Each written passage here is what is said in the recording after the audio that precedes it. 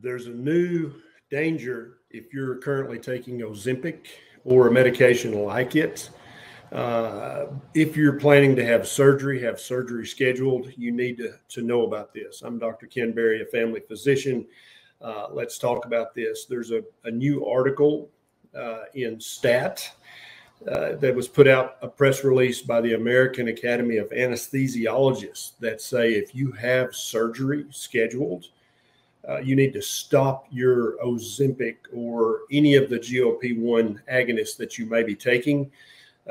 If you're taking the daily version, you need to stop it at least 2 days before your surgery. If you're taking the weekly version, you need to skip that weekly dose before you have your surgery. And here's why. The GLP-1 agonists, among the many things that they do in the human body, many of which are still unknown, one of the things that we know they do is that they drastically slow down the gastric emptying time, which means that when you eat a meal while taking a GLP-1 agonist, that food stays in your stomach much, much longer than it normally would, almost as long as if you had a terrible gut condition like gastroparesis. And so anesthesiologists and surgeons are finding patients who did fast. We usually tell people to fast after midnight before the morning of their surgery. Their stomach is still full of food that's just sitting there smoldering, maybe even rotting, because they've taken a GLP-1 agonist. Now, Ozempic is the most popular drug in this drug class. It's the one you probably heard about.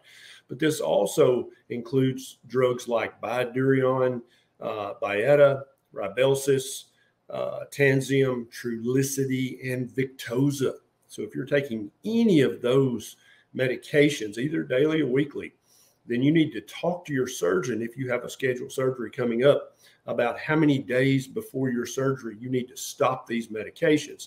The danger of still having food, undigested food in your stomach during surgery or during a surgical procedure is reflux aspiration. It can cause a terrible pneumonia that if you aspirate the contents of your stomach up and it gets into your lungs, it can cause terrible, terrible surgical complications.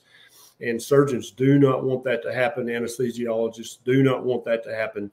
And so more and more, they're recommending that you stop these drugs several days before your scheduled surgery or even a week before your scheduled surgery, so that we can know that your stomach is empty before you have your surgery. So please, if you have surgery scheduled, get with your surgeon and say, hey, how many days should I stop this medication before my surgery? Hope this video helps. This is Dr. Berry. See you next time.